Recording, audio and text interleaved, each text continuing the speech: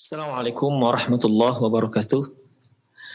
Innal hamdalillah nahmaduhu wa nasta'inuhu wa nastaghfiruh wa na'udzu billahi min shururi anfusina wa sayyiati a'malina. May yahdihillahu fahuwal muhtadi wa may yudlil falan tajida lahu waliyyan mursyida. Asyhadu an la ilaha illallah wahdahu la syarika lah wa asyhadu anna Muhammadan 'abduhu wa rasuluhu alladzi la nabiyya ba'dah. Wa qala Allah Subhanahu wa ta'ala ya ayyuhalladzina amanu taqullaha haqqa tuqatih wa la tamutunna illa wa antum muslimun.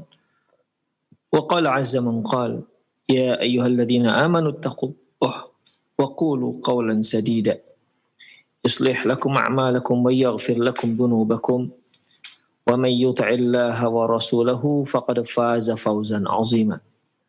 Ya ayyuhan nasu taqu rabbakum alladzi khalaqakum min nafsin wahidah wa khalaqa minha zawjaha wa batha minhuma rijalan katsiran wa nisaa'a wattaqullaha alladzi tasaaluna bihi wal arham innallaha kana 'alaikum raqiba.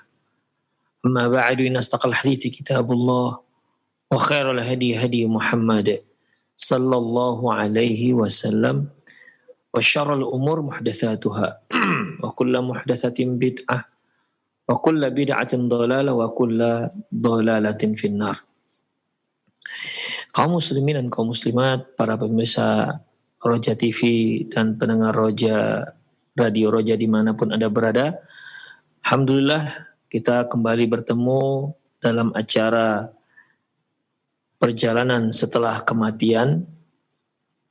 Bagaimana kondisi seorang manusia setelah dia meninggal yang kita ambil dari kitab Qiyamatus Sughra. Ikhwah, kita telah pelajari terkait dengan kubur, bagaimana alam kubur, di mana Rasulullah Shallallahu Alaihi Wasallam telah menceritakan kepada kita bagaimana menyeramkannya alam kubur.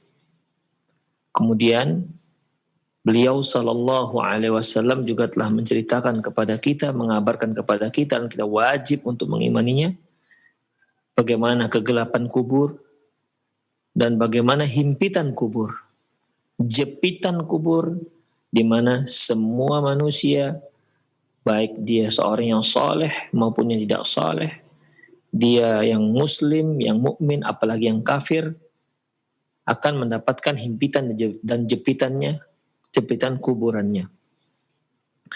Hanya saja sebagaimana yang telah kita jelaskan bahwa jepitan kuburan, himpitan kuburan terhadap orang-orang mukmin itu bagaikan pelukan seorang ibu terhadap anak yang sudah lama dia rindukan. Adapun jepitan ataupun himpitan kuburan terhadap orang-orang kafir, ini merupakan azab, ini merupakan siksaan dari Allah Subhanahu wa taala. Ikhwah, azinallahu wa iyyakum. Kita juga telah membahas terkait dengan fitnatul qabr. Fitnatul qabr, fitnah kubur.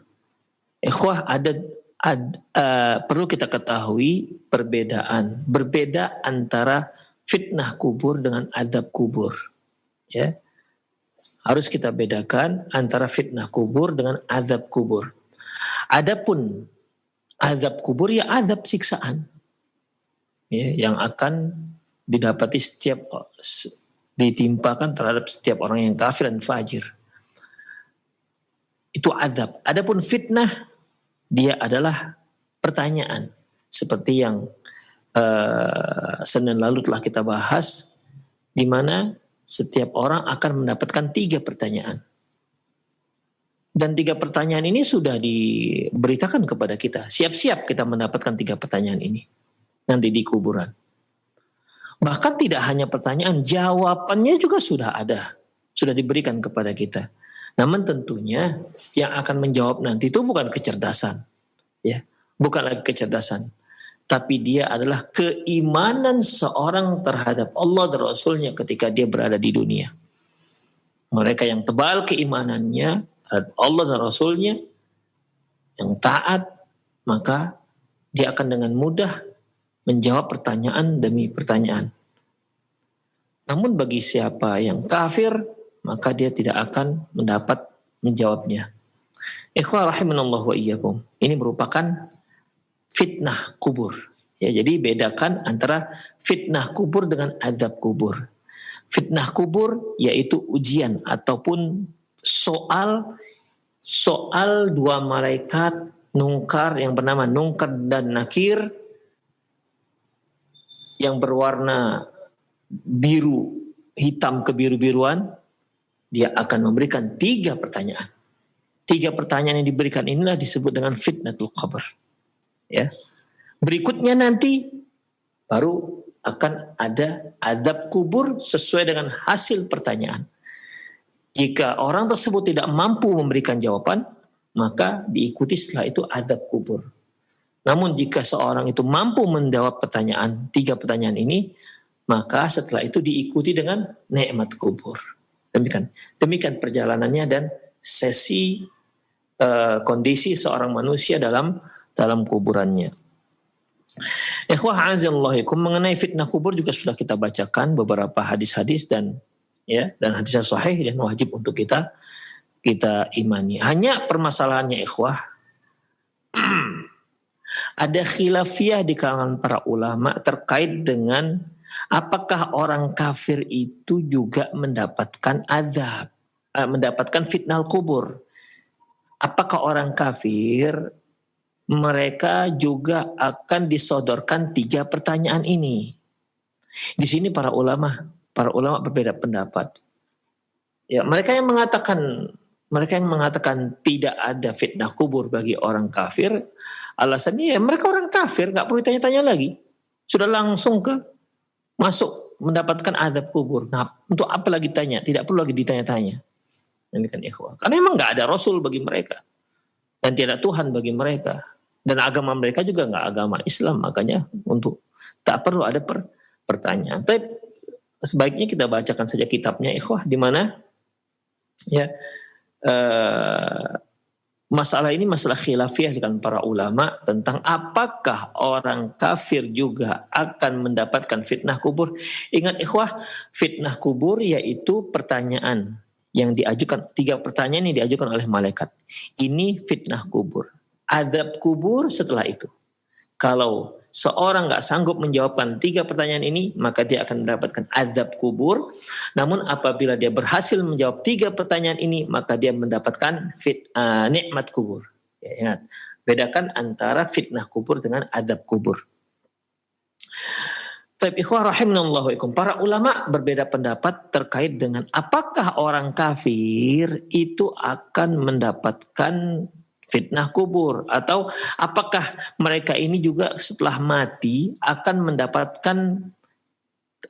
mendapatkan pengajuan 3 pertanyaan kepada mereka yang wajib untuk mereka jawab. Masalah ini terjadi perbedaan pendapat di kalangan para ulama. Waqad dallatil hadis, penulis mengatakan dallatil hadis allati suqnaha ala annal kuffar yuftanuna fi quburihim. Dari hadis-hadis yang telah kita bacakan yang di kajian lalu, bahwasanya orang-orang kafir juga akan mendapatkan fitnah kubur. Ini hadis yang diriwayatkan oleh Imam Bukhari, oleh Imam Tirmidzi, di mana setelah Rasulullah dari Al-Bara' bin Azib, ya, setelah Rasulullah Shallallahu Alaihi Wasallam menceritakan bagaimana malaikat Munkar dan Nakir, ya, membentak dan memberikan pertanyaan kepada seorang mukmin dan dia mampu untuk menjawabnya. Kemudian beliau menceritakan kondisi orang kafir, ya, atau orang fajir. Beliau katakan, waqala fil abdil kafir awil fajir. Lantas Rasulullah SAW berkata tentang seorang hamba yang kafir awil fajir. Fajir ini banyak berbuat dosa, pelaku dosa. Wa ya'tihi malakani syadidal intihar fayantahiranihi. Dan dia pun didatangi oleh dua malaikat yang sangat dahsyat, kuat sekali bentakannya. Ya. Wa yujlisanihi, dan didudukkanlah juga si mayat tadi, si jenazah tadi. Demikian ikhwah. Di sini ada kalimat wa qala fil abdil kafir awil fajir. Dan pun kemudian beliau menceritakan tentang hamba yang kafir atau fajir. Demikian. Makanya ikhwah rahimanallahu wa iyyakum, penulis menyimpulkan bahwasanya karena dalam hadis tersebut jelas-jelas disebutkan berkata seorang yang Rasulullah menceritakan setelah itu tentang nasib orang kafir dan orang fajir, ya, yang juga akan mendapatkan pengajuan 3 pertanyaan tersebut. Demikian. Wa qad khalafa fi dzalikal Hakim at-Tirmidzi wa Ibnu Abdul Bar was Suyuti. Dan hal itu berbeda halnya dengan Imam Hakim at-Tirmidzi dan Ibnu Abdul Bar serta Imam Suyuti. Mereka mengatakan bahwasanya tidak ada fitnah kubur. Ingat, tidak ada fitnah kubur untuk orang kafir. Ingat perbedaan antara fitnah kubur dengan azab kubur. Jadi kata mereka bahwasanya tidak ada fitnah kubur untuk orang yang kafir. Wahtajjal Hakim at-Tirmidzi, Imam Hakim at-Tirmidzi berhujah ala alami soal, di mana orang kafir tidak mendapatkan pertanyaan kubur, bi annal umam al-madiyata in rafadat al-istijabata li rasuliha ujilat bil azab. Karena umat-umat terdahulu, ya, karena umat-umat terdahulu apabila mereka menolak untuk menerima ajakan para rasul mereka, maka mereka akan segera diturunkan azab. Mereka akan segera diazab. Ya, sebagaimana yang kita lihat, yang kita baca dalam Al-Quran seperti kaum Samud, kaum Ad, kaum Saleh, itu mereka diazab dikarenakan mereka tidak mau atau enggan beriman dengan Rasul yang diutus Allah Subhanahu wa taala kepada mereka dengan berbagai macam jenis azab yang ditimpakan, termasuk juga kaum Sodom, kaum Lut. Demikian ikhwah, ya. Jadi kata beliau alasannya adalah kalau umat-umat terdahulu itu, ya, mengapa orang kafir itu tidak diberikan pertanyaan fitnah, tidak mendapatkan fitnah kubur? Karena orang-orang kafir, karena umat-umat sebelum ini, kalau mereka tidak mau menjawab, tidak mau mengikuti ajakan para rasul mereka, langsung mereka mendapat azab dari Allah Subhanahu wa taala. Demikian. Ya. Bikhilafi hadil ummah, beda halnya dengan umat ini. Maksudnya umat Muhammad sallallahu alaihi wasallam, faqad amsaka anhal azab. Bahwasanya azab itu tak diturunkan oleh Allah Subhanahu wa taala bagi mereka-mereka yang mengingkari Rasul. Bagi mereka yang mengingkari Rasulullah sallallahu alaihi wasallam. Ya. Kita lihat ikhwah, ketika Rasulullah sallallahu alaihi wasallam diutus oleh Allah Subhanahu wa taala dengan ciri-ciri yang persis ada di dalam Taurat maupun di Injil. Makanya Allah katakan, alladzina atainahumul kitaba ya'rifunahu kama ya'rifuna abna'ahum.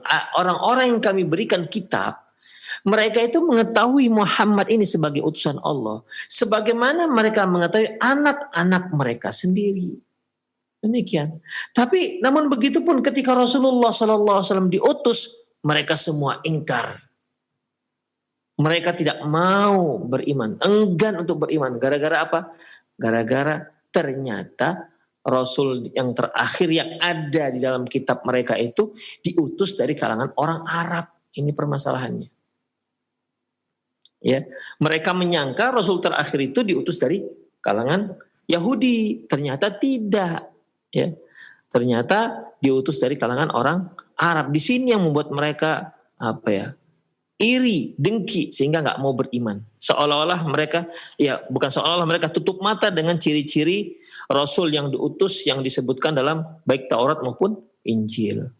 Demikian ikhwah rahimanallahu wa iyyakum. Jadi sampai sekarang tidak ada azab besar yang ditimpakan oleh Allah Subhanahu wa taala kepada mereka.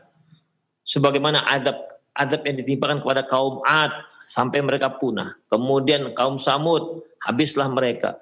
Apalagi kaum Nuh yang dilenyapkan oleh Allah dengan banjir. Kaum Lut yang Allah timpakan dengan batu. Min sijil mamdud. Demikian ikhwah. Itu adab. Adapun umat ini tidak ada. Ya, adapun umat ini tidak ada seperti itu. Wa bu'ithar Rasul sallallahu alaihi wasallam bisayf, dan Rasul pun diutus dengan pedang. Faman dakhala fil Islam makhafatal qatl. Barang siapa yang dia masuk ke dalam agama Islam karena takut dibunuh, summa nafaqa, kemudian dia pun akhirnya menjadi orang munafik, udziba fi qabrih, maka dia akan diadab di kuburannya. Demikian ikhwah rahimahullah wa iyyakum. Sebagaimana yang lalu telah kita bahas bahwasanya munafik itu ada dua, ya. Pernah saya singgung bahwasanya munafik itu ada dua. Ada munafik nifaq i'tiqadi, ada nifaq amali. Nifaq i'tiqadi ini yaitu nifaq orang munafik yang dia sebenarnya orang kafir tapi pura-pura masuk Islam. Inilah dia yang dimaksud. Ya. Kenapa dia pura-pura masuk Islam? Padahal dia hatinya sebenarnya tidak ingin masuk Islam. Itu dikarenakan takut dibunuh, takut diintimidasi, takut ini, takut itu. Akhirnya dia pura-puralah dia masuk ke dalam Islam. Ini yang dimaksud munafik ini. Bukan munafik al-amali seperti yang sabda Rasulullah sallallahu alaihi wasallam, ayatul munafik thalathan, idza haddatsa kadhiba wa idza tumina khana wa idza wa'ada akhlafa. Tanda-tanda orang munafik ada 3, apabila dia berbicara dia bohong, apabila dia diberi amanah dia khianati, apabila dia berjanji dia mangkir dari janjinya, dari janjinya. Demikian. Ini nifaq amali. Ya, ini nifaq amali. Baik. Adapun summa nafaqa, barang siapa yang masuk ke dalam Islam dikarenakan takut dibunuh, kemudian dia pun akhirnya berpura-pura masuk Islam, ya, orang munafik i'tiqadi tadi, udziba fi qabri, maka dia akan diazab dalam kuburannya. Wa hadza alladhi qalahu fihi an-nazar. Pendapat seperti ini ikhwah, ya, kata penulis, ini masih perlu dipertimbangkan, masih perlu dikritisi. Kenapa demikian ikhwah?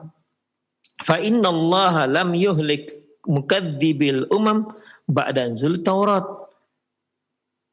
Kan tadi alasannya dikarenakan orang-orang terdahulu kalau mereka mengingkari ajakan Rasulnya langsung diadab.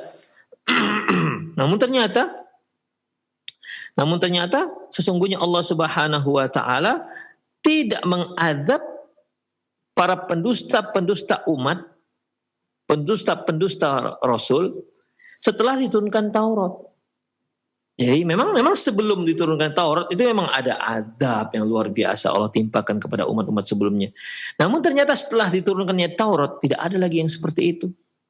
Ya, tidak ada lagi yang seperti itu. Baik. Kemudian artinya ya ini alasan tidak bisa dipakai. Ya, ini alasan tidak bisa dijadikan sebagai hujjah.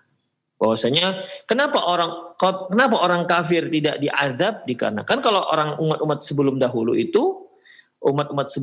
itu kalau mereka mengingkari Rasulnya langsung diazab. Demikian. Dijawab oleh penulis bahwasanya itu alasan nggak tepat, karena toh setelah turunnya Taurat tidak ada lagi azab seperti itu. Demikian ikhwah. Padahal setelah turun Taurat, Injil itu kan selang waktunya cukup lama sampai diutusnya Rasulullah sallallahu alaihi wasallam. Wahtajja Ibnu Abdul Bar bi qauli sallallahu alaihi wasallam, inna hadhil ummatu batala fi quburihim. Dan Ibnu Abdul Bar, beliau salah seorang para ulama yang memang menyatakan bahwa orang kafir tidak mendapatkan fitnah kubur. Apa kata beliau? Sesungguhnya umat ini nanti akan dicoba di kuburan mereka. Wa minhum may yarwihi tus'al. Di antara mereka ada yang meriwayatkan tus'al. Ya, tus'al itu ditanya. Wal ahadits sahih taruddu hadzal faham. Namun kalau kita lihat hadis-hadis sahih jelas tidak bisa menerima pendapat seperti ini, yaitu tidak bisa menerima pendapat yang menyatakan bahwasanya orang kafir tidak ditanya, tidak difitnah dalam kubur. Wa tadullu ala hadzal laisa khassatan bil mu'min wa laisa khassatan bi hadzal ummah. Di mana hadis-hadis tersebut tidak hanya fitnah kubur itu tidak hanya untuk orang-orang mukmin dan juga tidak hanya untuk umat, ya, tidak hanya untuk umat Islam ini, untuk umat Rasulullah SAW. Sementara umat yang lalu tidak mendapatkan fitnah kubur. Demikian ikhwah azanallahu wa iyyakum. Wa qad dhahaba ila anna su'al amun. Su'al amun Abdul Haq Al-Ishbili, dan di antara para ulama yang berpendapat bahwasanya pertanyaan ataupun fitnah kubur ini itu umum untuk semua orang, semua umat, baik umat Rasulullah SAW maupun umat sebelum umat Rasulullah SAW, baik orang mukmin maupun orang yang kafir dan yang orang-orang yang munafik. Beliau adalah Abdul Haq Al-Ishbili. Demikian juga Ibnu Qayyim. Ibnu Qayyim juga berpendapat bahwasanya pertanyaan kuburan ataupun fitnah kubur itu umum untuk semua tanpa terkecuali, untuk semua. Wal Qurtubi, demikian juga Imam Qurtubi dan juga Imam Safarini wa ghairihim dan lain-lainnya. Jadi intinya ikhwah begini, ya. Intinya kita sarikan saja bahwasanya ada perbedaan pendapat para ulama, apakah orang kafir itu mendapat azab kubur atau tidak? Itu intinya. Sebagian mengatakan tidak, ya. Apakah orang kafir itu mendapat fitnah kubur ataukah tidak? Sebagian ulama mengatakan tidak, orang kafir tidak mendapatkan fitnah kubur. Ini seperti Hakim At-Tirmidzi, kemudian Ibnu Abdul Bar dan Imam Suyuti. Alasannya adalah bahwasanya karena umat-umat terdahulu begitu mereka ingkar langsung dapat azab. Dari situ mereka berdalilkan bahwasanya ya berarti umat Islam tidak orang-orang kafir dahulu nggak ada azab kubur, hanya ada umat Rasulullah Sallallahu Alaihi Wasallam. Kemudian dijawab bahwasanya toh ternyata setelah turun Taurat juga tidak ada azab lagi sebagaimana azab kepada umat-umat sebelumnya. Namun intinya ikhwah hanya satu, yaitu karena hadis Rasulullah SAW menyebutkan adanya nama kafir, menyebutkan hamba. Dengan artian kalau sudah disebutkan hamba berarti umum, baik untuk orang kafir maupun untuk orang mukmin. Baik fitnah tersebut ditujukan kepada umat Muhammad SAW maupun juga kepada umat sebelum umat Rasulullah SAW. Ini berdasarkan hadis yang sahih yang telah kita bacakan pada kajian yang lalu. Demikian ikhwah rahimani Allah wa ikhwah. Itulah pendapat yang rajih Allahu a'lam bis-shawab, yaitu orang kafir, orang mukmin, umat Rasulullah maupun yang bukan umat Rasulullah, baik umat Rasulullah maupun umat yang sebelum umat Rasulullah SAW, itu semuanya akan mendapatkan fitnah kubur. Allahu a'lam bis-shawab. Kemudian hal yuftanu ghairul mukallafin. Apakah kaum muslimin yang ghairul mukallaf itu juga mendapat fitnah kubur? Ghairul mukallaf ini seperti anak-anak, orang gila misalnya, ya.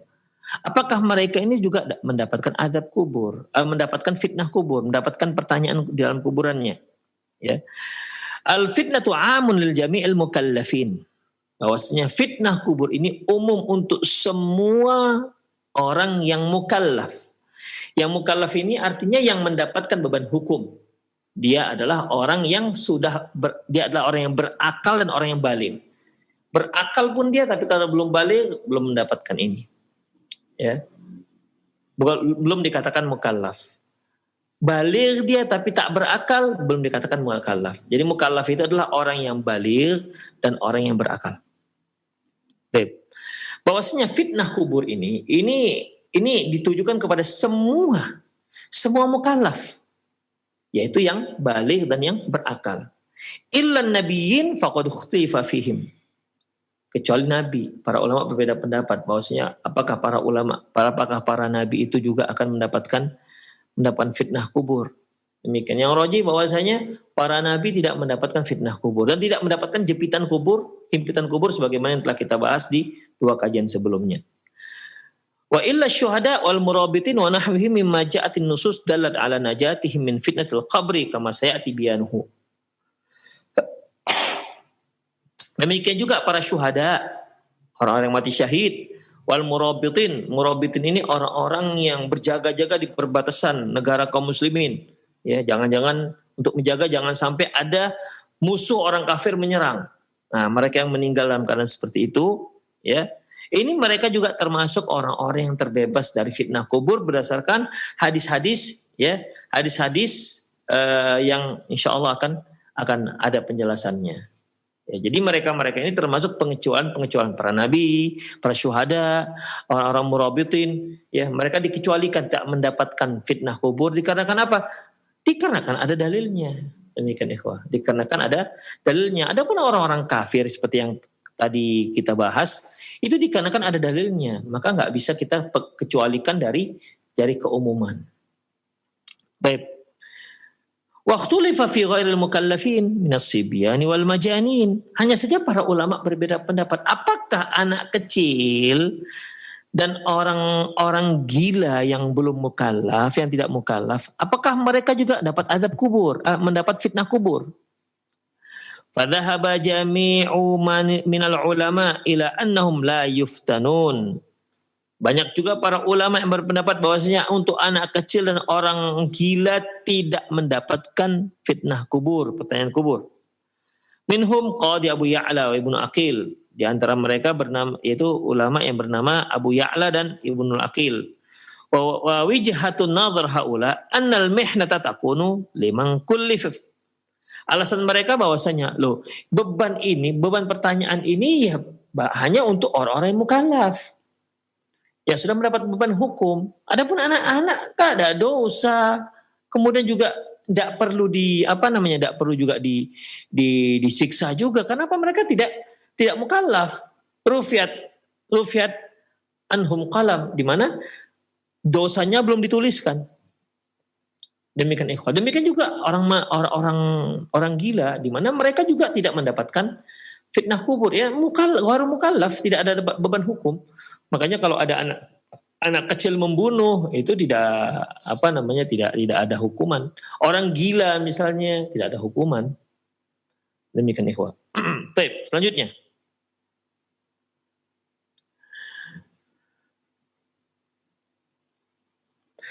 Amma man rufi'a anhul qalam fala yadkhul minal mihnah. Adapun orang-orang yang diangkat pena dari catatan mereka, maka mereka tidak masuk dalam kategori mihnah atau mendapatkan ujian tersebut. Idza ma'na li su'ali an syai' lam yukallaf bihi. Tentu tidak ada makna sama sekali kalau pertanyaan kubur ini atau fitnah kubur ini diajukan kepada orang yang nggak ada beban hukum, kata mereka. Ya, inilah pendapat alasan mereka yang mengatakan, para ulama yang mengatakan bahwasanya fitnah kubur itu tidak diberikan kepada anak kecil dan orang-orang gila. Wa qala al-akharun, berkata yang lain, bal yuftanun, bahkan mereka tetap akan mendapatkan pengajuan pertanyaan yang 3 yang telah kita sampaikan kemarin. Wa hadza qaulu Abil Hakim Al-Hamdani. Ini adalah pendapat Abil Hakim Al-Hamdani dan Abul Hasan Ibnu Adus, dan juga dinukil pendapat dari para ulama murid-murid Imam Syafi'i. Wa qad ruwiya Malik, dengan demikian juga wa qad rawa Malik wa ghairuhu, dan Imam Malik dan lain-lainnya juga meriwayatkan satu hadis dari Abi Hurairah radhiyallahu anhu anna Rasulullah SAW shalla al-tifl, di mana mereka meriwayatkan bahwasanya Nabi Shallallahu Alaihi Wasallam menyolatkan anak kecil. Faqal, dan berkata, Allahumma qihi adzabal qabri wa fitnatil qabri. Ya Allah, selamatkanlah anak kecil ini dari azab kubur dan fitnah kubur. Ternyata ada hadisnya, ikhwah. Jadi nggak perlu lagi diperselisihkan. Ya. Apabila Rasulullah mengatakan Allahumma qihi adzabal qabri wa fitnatul qabri, ya Allah selamatkan anak ini dari azab kubur dan fitnah kubur, berarti kan memang ada. Berarti mereka juga mendapatkan fitnah kubur ini. Berarti mereka juga akan mendapatkan pengajuan soal yang 3 tersebut. Marabbuka wa manabiyuka wa madinuka. Anak kecil juga akan mendapatkan pengajuan soal ini, ikhwah. Kalau tidak, bagaimana, apa makna doa Rasulullah Allahumma qihi adzabal qabri wa fitnatul qabri? Tentu enggak ada fungsinya doa ini. Demikian. Kalau yang tidak mukallaf itu tidak mendapatkan fitnah kubur. Wa hadzal qaul muwafiqun liqauli man qala innahum yumtahanuna fil akhirah.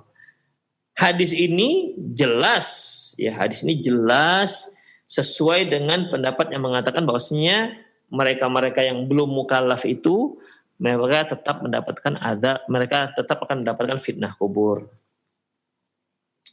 Wa annahum mukallafuna yaumal qiyamah, dan mereka juga akan mendapatkan beban itu di hari kiamat nanti. Kama huwa qaulu aktsaru ahli ilmi wa ahli sunnati min ahli hadis wal kalam. Nah, ini pendapat kebanyakan ahlul ilmi, kebanyakan ahlu sunnah, ya. Demikian juga ahlu hadis dan ahlu kalam. Wa huwa alladzi dzakara Abul Hasan Asy'ari, ini juga pendapat Abul Hasan Asy'ari an ahli sunnati, dari kalangan ahli sunnah, wa ikhtarahu, dan itu yang dia pilih. Wa huwa muqtadan nususu al-Imam Ahmad, dan ini juga yang bisa disimpulkan dari perkataan Imam Ahmad. Jadi intinya ikhwah rahimanallahu wa iyyakum, bahwasanya anak kecil dan orang gila tetap akan mendapatkan pertanyaan ini di dalam kuburannya nanti, ya, dalam kuburannya nanti. Demikian ikhwah rahimanallahu wa iyyakum. Baik, jadi ya, baik orang kafir maupun anak-anak, ya, anak-anak ataupun orang gila, semuanya tetap akan mendapatkan fitnah kubur, yaitu pertanyaan dalam kuburannya. Demikian berdasarkan hadis yang umum, demikian juga hadis yang jelas disebutkan dalam doa Rasulullah Sallallahu Alaihi Wasallam. Baik, setelah selesai kita membahas mengenai fitnah kubur, sekarang kita masuk pada adab kubur. Nah, makanya tadi dari awal saya katakan bahwasanya beda antara fitnah kubur dengan adab kubur. Fitnah kubur itu yaitu pengajuan 3 soal kepada si jenazah, ya. Adapun adab kubur ini, ya, adab dan nikmat kubur ini itu terjadinya setelah selesai pertanyaan. Baik. Al-Mabahathur Rabi', pembahasan yang keempat, Adzabul Qabri wa Na'imuh. Adab kubur dan nikmatnya.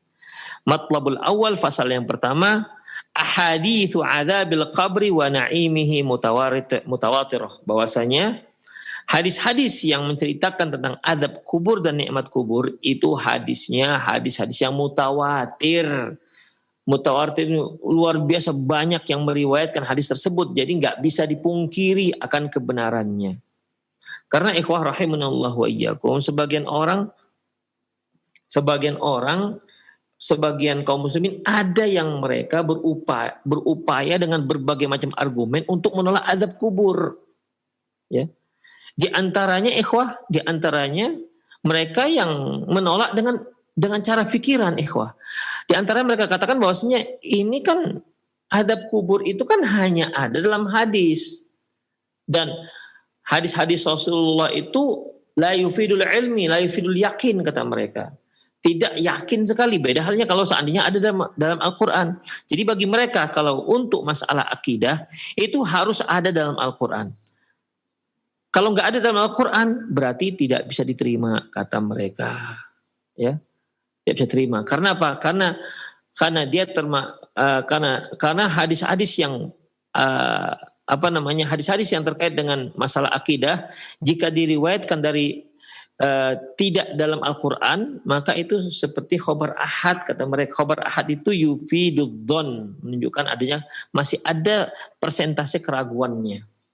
Demikian ikhwah rahimanallah. Ya, tentunya ini adalah pendapat yang keliru, ikhwah, ya. Pendapat yang keliru. Baik, kita bahas. Ahaditsu adzabil qabri wa na'imuhu Mutawatir. Bahwasanya hadis-hadis yang terkait dengan yang menceritakan tentang azab kubur dan nikmatnya itu mutawatir. Yaqulu Syarih At-Tahawiyah,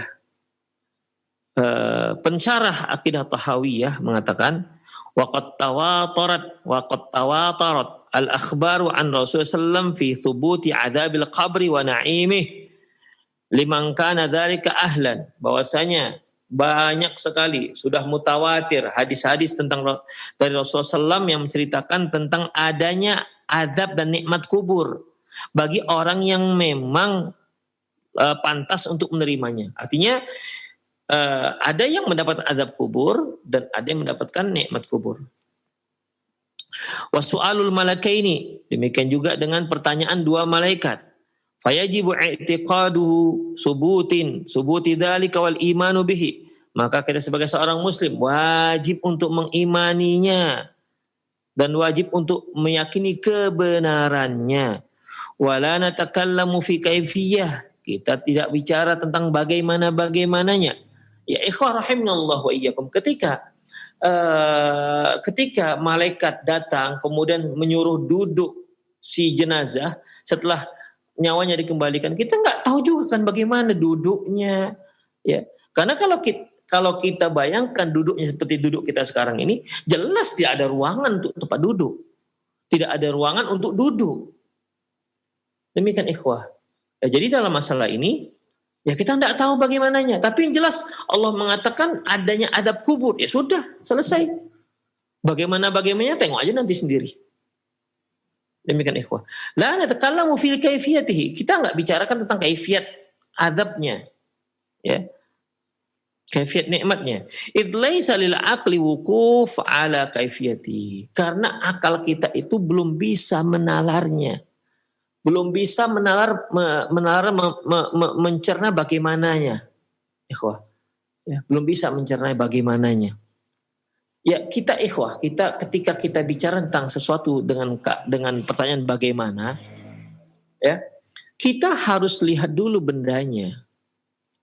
Barulah kita bisa bicarakan bagaimana. Misalnya nih sepeda. Bagaimana kita cara mengendarai sepeda? Rodanya cuma 2, depan dengan belakang. Ya bisa ngelimpang lah ke kiri atau ke kanan. Bagaimana caranya? Coba perhatikan, kalau ada di suatu tempat tidak ada sepeda dan mereka nggak pernah mendengarkan dengan kalimat sepeda, bahwasanya sepeda termasuk kendaraan yang bisa digunakan manusia. Demikian ikhwah rahimani Allah wa iyyakum. Yang rodanya 2 depan dan belakang, mereka belum bisa membayangkan. Kita datangkan di hadapan mereka sepeda.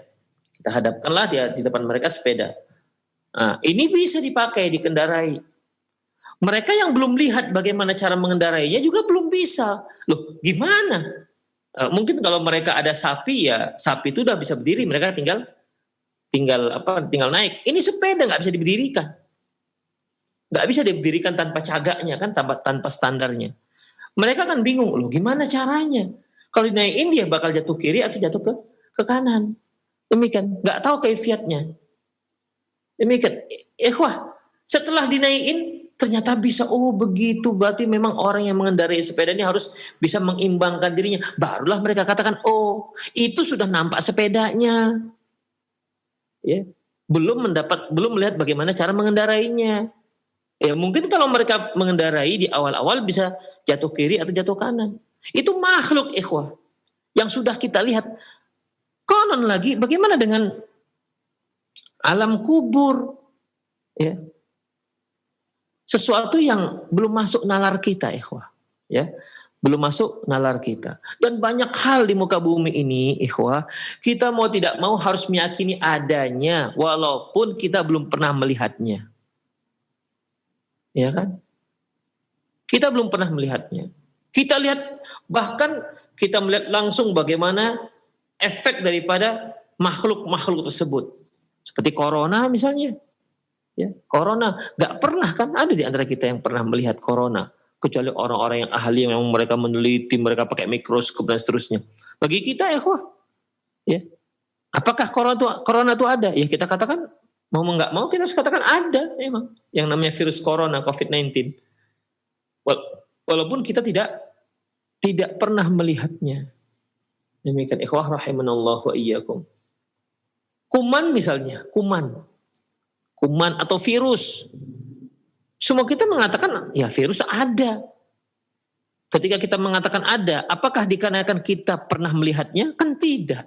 Umumnya kita tuh nggak pernah melihatnya, tapi kita meyakini adanya virus yang menyebabkan seorang itu flu atau pilek dan seterusnya. Demikian ikhwah rahimanallah wa iyyakum. Jadi ini masalah dunia saja masih banyak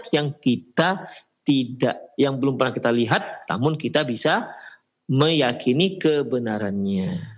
Nah, sementara ini ikhwah, ini yang bicara adalah Rasulullah Sallallahu Alaihi Wasallam.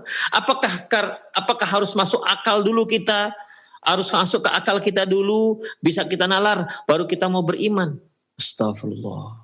Banyak hal akhirnya harus kita tolak dalam Islam ini. Kalau harus masuk akal kita dulu, baru kita beriman. Demikian ikhwah. Sebagai contoh. Contoh mudah sekali. Mengapa subuh 2 rakaat? Mengapa zuhur 4 rakaat? Mengapa asar 4 rakaat? Mengapa maghrib 3 rakaat? Dan mengapa isya 4 rakaat? Coba jawab. Mengapanya? Apa alasannya? Allah Subhanahu wa taala yang mewajibkan ibadah sholat 5 waktu, nggak menyebutkan kenapa-kenapanya. Paling para ulama lah yang mungkin begini, kan masih mungkin juga ikhwah. Tapi kan semua kita sebagai seorang muslim meyakini ini adalah perintah yang wajib dilakukan oleh setiap muslim. Ya semua kita sholat subuh 2 rakaat dan sepakat kalau ada yang melakukan sholat subuhnya 4 rakaat, sepakat mengatakan bahwasanya sholat subuhmu nggak sah, ulang. Hanya 2 rakaat. Kan tidak ada yang nanya, kenapa kok 2 rakaat? Demikian. Itu satu hal yang juga nggak masuk akal kita. Demikian. Banyak hal ikhwah, banyak hal. Itu masih di dunia, belum lagi ketika kita sudah masuk alam barzakh, masalah-masalah barzakhiyah, masalah-masalah akhirat, masalah padang mahsyar, masalah surga, masalah neraka, banyak hal ya yang belum masuk di akal kita, belum dinalar oleh akal kita. Demikian ikhwah. Sebagaimana pertanyaan yang lalu bahwasanya, Ustadz, bagaimana itu adab kubur? Kalau seandainya adab kubur itu ada, terus orang-orang kafir terdahulu, tentu kan lama sekali mereka mendapatkan adab dibandingkan orang-orang yang langsung melihat hari kiamat. Rasulullah kan katakan bahwasanya orang yang paling buruk adalah orang yang langsung melihat hari kiamat. Berarti mereka yang orang kafir, ya, itu kan orang seburuk-buruk manusia adalah mereka yang langsung melihat hari kiamat. Artinya terjadi hari kiamat pada zaman mereka. Baik. Berarti kalau mereka meninggal, adab kubur, kemudian gimana? Sebentar sekali dong. Berarti Allah nggak adil dong, kan begitu jadinya. Kalau pakai nalar kita, oke. Itu yang kedua misalnya. Bagaimana kalau seandainya ada orang yang mati dimakan piranha? Dia kecebur di sungai Amazon, diserang oleh ikan piranha, kemudian tercabik-cabik, terus dia pun meninggal, kemudian ruhnya dikembalikan ke jasad yang mana ikhwah? Sementara ikan piranha, nih misalnya ikan piranha itu ratusan, puluhan. Kemana nih? Ke perut ikan piranha mana? Demikian. Itu hal-hal yang ikhwah gak bisa kita nalar. Karena memang nalar kita itu terbatas. Ya, nalar kita terbatas. Kita baca dulu. Wala natakallamu fi kaifiyati. Kita tidak perlu bicara masalah kaifiatnya. Idlaisa lil aqli wuquf ala kaifiyati. Karena akal kita tidak bisa menalar bagaimana kaifiatnya. Likaunihi la ahida lahu bihi fi hadhihi dar. Karena memang tidak pernah ada terjadi di hadhihi dar, artinya di dunia ini yang sekarang. Wa syar'u la ya'ti ma tuhiluhu al-uqul. Sementara syariat itu tidak datang dengan satu hal-hal yang mustahil. Bal inna syar'a qad ya'ti bima tuharu fihi al-uqul. Tapi syariat itu datang dengan hal-hal yang membuat yang enggak masuk akal kita. Yang enggak bisa kita nalar. Jadi bukan yang mustahil, ingat. bukanlah syariat kita, tidak ada dalam syariat kita itu menjelaskan, memerintahkan, menceritakan hal-hal yang sifatnya mustahil. Mustahil ini artinya kan tidak mungkin bisa terjadi, kan gitu. Tidak mungkin pernah terjadi, tidak mungkin, berarti ada kemungkinan. Beda artinya dengan tidak mungkin dengan tidak masuk akal kita. Tidak bisa kita nalar. Tidak mungkin itu artinya tak akan pernah terjadi dan tidak akan terjadi. Tidak bisa kita nalar artinya nalar kita, mungkin nalar orang masuk. Demikian. Demikian juga masalah kuburan.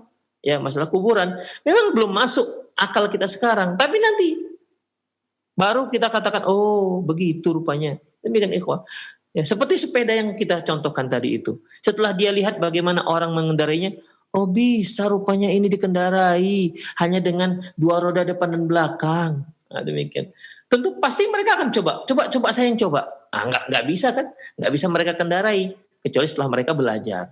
Demikian ikhwah. Jadi tidak ada dalam syariat kita ini hal-hal yang mustahil. Yang ada itu yang belum bisa kita cerna. Fa inna da'wat ruh ilal jasad fa inna audat ruh ilal jasad laisa ala wajhil ma'hud fid dunya. Karena sesungguhnya pengembalian ruh ke jasad itu tidak seperti pengembalian sesuatu semasa di dunia. Ya misalnya begini ikhwah, kalau dikatakan dikembalikan, saya pinjamkan sepeda motor kemudian dikembalikan, itu yang biasa terjadi di dunia. Tapi pengembalian ruh ke jasad itu tidak seperti itu ikhwah. Ya. Terus bagaimana? Allahu a'lam, nggak tahu. Bal tu'adu ilahi i'adatan ghairi i'adatil ma'lufati fid dunya. Bahkan ya, tetapi ruh itu akan dikembalikan ke jasadnya tidak seperti pengembalian yang biasa terjadi di dunia. Demikian ikhwah, azinallahu wa iyyakum. Baik. Wa qala fi mawdhi'il akhar, berkata pensyarah hadis kitab At-Tahawiyah dalam hadis yang lain, dalam keterangan yang lain beliau mengatakan wa alam annal adzab al-qubri adzab al-barzakh haqqun. Ketahuilah bahwasanya adab kubur dan adab barzakh itu hak. Fa kullu man mata huwa mustahiqqul adzabin nalahu nasibu minhu. Setiap yang mati maka dia akan mendapatkan azab jika memang dia orang yang memang pantas untuk diadab. Qubira allam yukbar, baik dia dikuburkan di tanah ataupun tidak. Akalat usiba aw ihtaraka hatta sara ramadan aw wa nasafa fil hawa, baik dia dimakan oleh binatang buas atau dia matinya terbakar hingga menjadi debu kemudian diterbangkan ke hawa, itu kan berarti tinggal butiran-butiran, ya.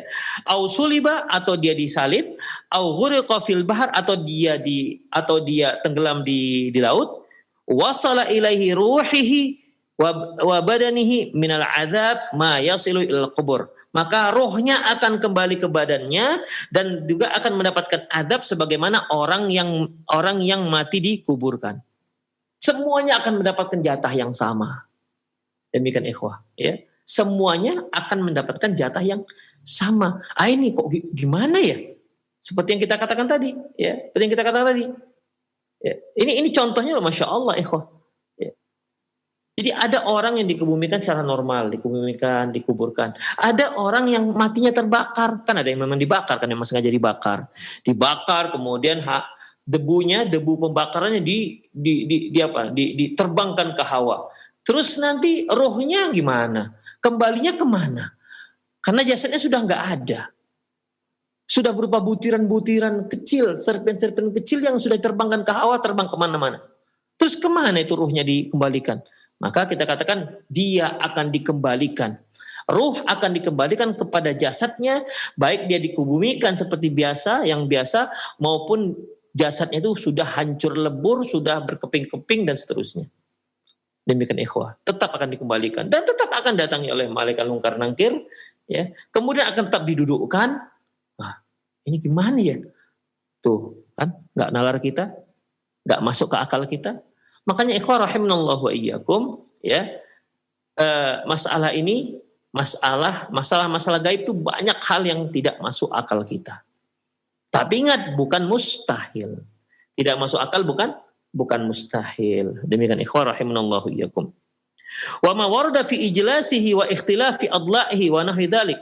Demikian juga ketika hadis menyebutkan di mana dua malaikat ini mendudukkan si mayit tadi. Loh, ini gimana mendudukkannya? Ketika seorang jasadnya dicabik-cabik oleh binatang buas, kemana mau didudukkan? Kakinya dimakan sana, kepalanya dimakan sini, demikian. Tangannya diambil oleh yang lain, atau seperti tadi yang sudah dibakar dan tinggal serpihan-serpihan. Tuh, gimana dudukkannya? Oh, nggak ada jasadnya sudah. Tapi tetap terjadi ikhwah. Dia akan didudukkan. Terus gimana? Jangan tanya bagaimana. Kalau ada yang menanya, bagaimana jadinya? Allahu alam. Katakan Allahu alam dan jangan tanya bagaimana. Demikian juga ketika Allah katakan bahwasanya azab orang kubur itu diantara dia akan dihimpit oleh bumi, dihimpit oleh kuburan dan sampai remuk tulang rusuknya. Loh, tulang rusuk yang mana lagi nih? Kalau rusuk yang satu dibawa oleh binatang ini, rusuk yang satu lagi dibawa oleh hewan yang ini, namanya juga dicabik-cabik oleh binatang buas. Terus gimana rusuk yang mana lagi nih? Demikian ikhwah, ya. Fayajibu ayyafham anir Rasulullah muraduhu min ghairi ghuluwin wa taqsirin. Maka kita sebagai seorang muslim wajib untuk memahaminya, ya, sebagaimana yang dipahami oleh Rasulullah SAW dengan tidak dilebih-lebihkan dan tidak dikurang-kurangkan. Demikian ikhwah. Jadi memang masya Allah mengenai kubur suatu hal yang unik, ikhwah, suatu yang unik dan memang kewajiban kita sebagai seorang muslim jika memang ada dalam Al-Quran dan ada dalam hadis Rasulullah SAW yang sahih, maka kita wajib untuk mengimaninya dengan tanpa ditanya bagaimana-bagaimananya. Ya, karena syariat itu datang dengan hal-hal yang belum masuk akal kita, ya, bukan suatu hal yang mustahil. Nggak masuk akal, tapi bukan berarti mustahil. Karena memang di dunia ini saja banyak hal-hal yang belum masuk akal kita. Tapi dia tidak mustahil. Sebagaimana yang saya jelaskan di kajian lalu bahwasanya tubuh kita ini punya panca indera. Dan semua panca indera kita itu terbatas. Mata kita bisa melihat, tapi kan penglihatan kita terbatas. Seperti saya sekarang ini, saya bisa melihat yang ada dalam studio. Tapi di luar studio saya nggak bisa melihat. Terbatas penglihatan saya. Saya bisa mendengar, tapi pendengaran saya terbatas. Saya punya tangan, bisa memukul, bisa mengambil, tapi ini pun terbatas. Sekedar yang bisa saya jangkau, yang tidak saya jangkau tidak bisa. Kaki saya bisa berjalan, tapi kan terbatas juga. Demikian. Apalagi penciuman saya terbatas. Bisa mencium tapi terbatas. Demikian juga kita punya akal, tapi akal kita juga terbatas. Jangan paksakan akal Anda untuk memahami yang di luar nalar Anda. Karena Anda nanti bisa jatuh pada kesalahan. Apalagi ketika memahami ini. Bisa-bisa kalau semua diukur dengan akal, nanti banyak hal yang harus kita tolak dari agama Islam ini. Sementara sumbernya sahih dari kitabullah dan dari sunnah Rasulullah Sallallahu Alaihi Wasallam. Demikianlah ikhwan untuk sementara, nanti kita lanjutkan lagi karena babnya belum selesai, ya, permasalahan ini belum selesai. Semoga Allah Subhanahu Wa Taala memudahkan kita untuk melanjutkan kajian tersebut. Demikian, lebih dan kurang mohon maaf. Aku qouli hadza wa astaghfirullah li wa lakum wa lisal muslimin innahu wal ghafurur rahim. Silahkan saya kembalikan ke studio. Nah, Ustaz, jazakallah khairan, barakallahu fiik atas materi yang banyak faedah yang dapat kita ambil dari materi di pagi hari ini. Khotul Islam azani Allah wa iyyakum. Dan untuk selanjutnya kita akan membuka sesi interaktif soal jawab, dan bagi Anda yang bertanya secara langsung Anda dapat menghubungi kami. Ya. Assalamualaikum warahmatullahi wabarakatuh. Waalaikumsalam warahmatullahi wabarakatuh. Ya. Setelah kita melampaui alam barza, Ustaz, alam kubur. Jadi kita sampai nanti di padang mahsyar setelah hari kiamat ini, Ustaz. Jadi kita ditimbang pahalanya berapa, dosanya berapa, Kemudian dalam hadis yang lain juga diberi kitab, ada yang diberi kitab melalui tangan. Baik, langsung ke pertanyaan Bapak. Jadi pertanyaannya setelah ditimbang Ustaz, setelah ditimbang pahalanya ini selisih. Katakanlah timbangan pahala 1.000 Ustaz, timbangan dosa 1.100. Apakah yang 100 ini kita dihajab di neraka atau sebaliknya Ustaz? Pahalanya 1.100 ditimbang dosanya 1.000. Jadi apakah yang 100 ini saja kita kualitas surga yang kita nikmati? Gitu aja Ustaz. Baik Pak, terima kasih banyak Pak. Dari Pak Mulyono di Medan ini Ustaz. Ya, terima kasih Pak. Assalamualaikum warahmatullahi wabarakatuh. Waalaikumsalam warahmatullahi wabarakatuh. Kepada Ustaz kami persilakan. Para pemirsa Roja TV dimanapun Anda berada, mengenai padang mahsyar ya, kita akan melalui padang mahsyar, akan melalui timbangan, akan melalui yang namanya pemberian kitab. Ini sebenarnya termasuk dalam rentetan perjalanan setelah kematian nanti. Tapi tidak apa, ikhwah, azallahu iyyakum. Mengenai timbangan misalnya, timbangan seperti yang Bapak tadi bertanya, gimana kalau seandainya pahalanya 100, dosanya 90 misalnya, ada perbedaan sedikit. Nanti bagaimana ini dengan dosa, bagaimana dengan pahalanya? Ikhwah rahimanallahu wa iyyakum, perlu kita ketahui bahwasannya ya, Allah Subhanahu wa taala itu Maha Adil. Ini yang harus kita camkan. Allah Subhanahu wa taala itu Maha Adil. Allah Subhanahu wa taala tak pernah menzolimi hambanya. Wa ma dzalamnahum walakin kanu anfusahum yadzlimun. Kami tak pernah menzolimi hamba, tapi mereka yang telah menzolimi diri mereka sendiri. Termasuk mengenai posisi-posisi yang akan Allah Subhanahu wa taala berikan kepada orang-orang nanti di hari akhirat. Ya.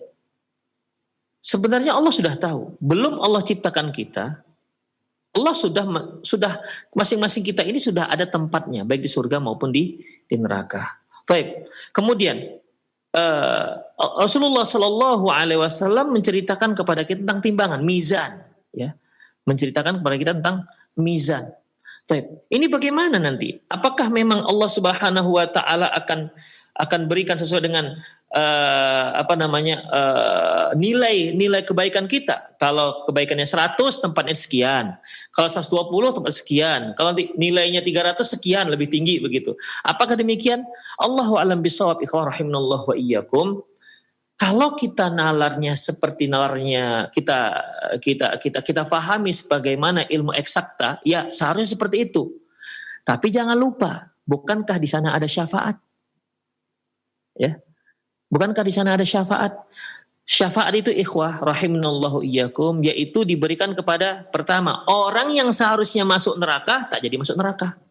Itu syafaat. Yang kedua, orang yang seharusnya dia masuk surga di tingkat yang rendah, Allah masukkan di tingkat yang tinggi.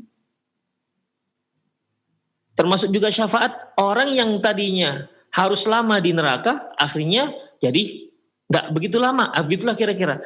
Itu ada syafaat, ya, ada syafaat.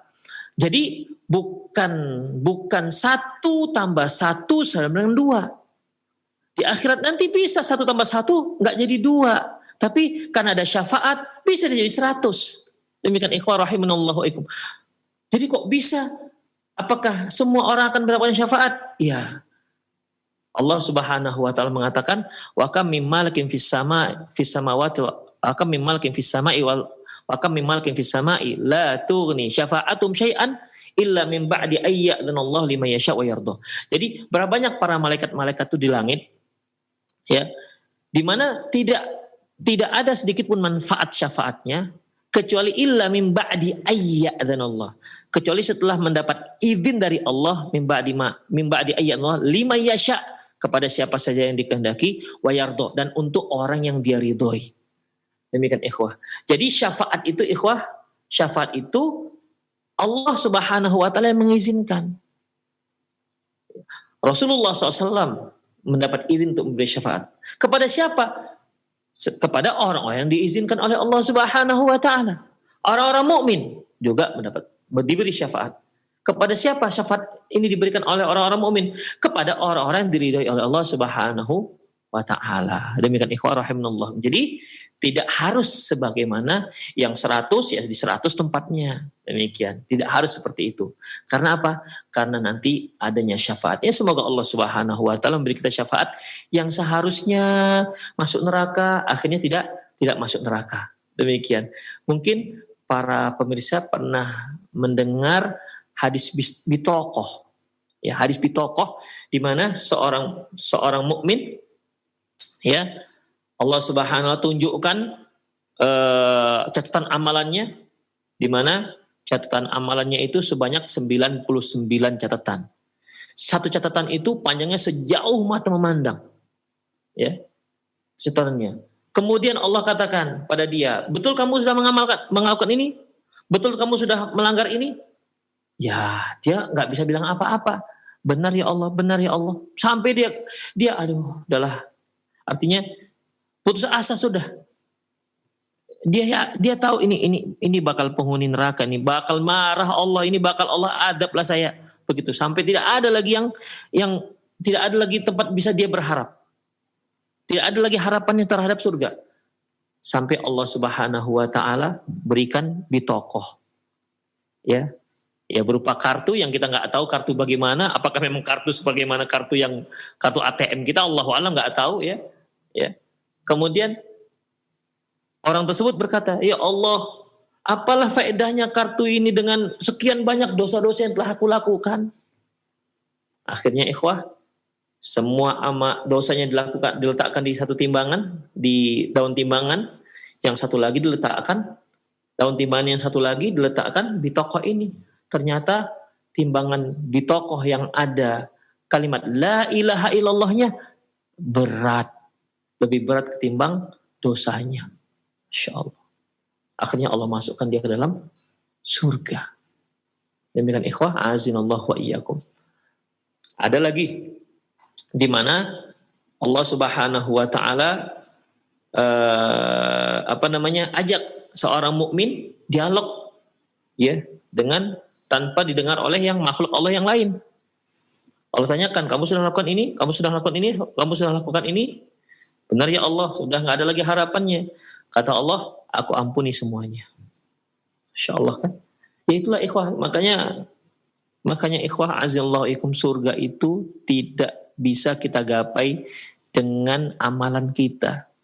Terlalu rendah amalan kita untuk mendapatkan surga yang begitu mahal.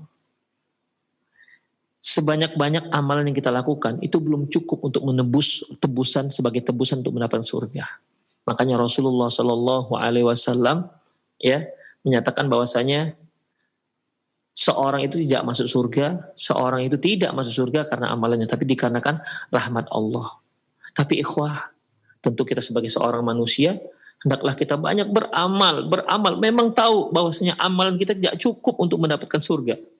Tapi kita mohon kepada Allah. Semoga dengan kesungguhan kita dalam beramal, Allah bisa kasihan dengan kita. Allah bisa memberikan rahmat kepada kita ya dengan amalan kita.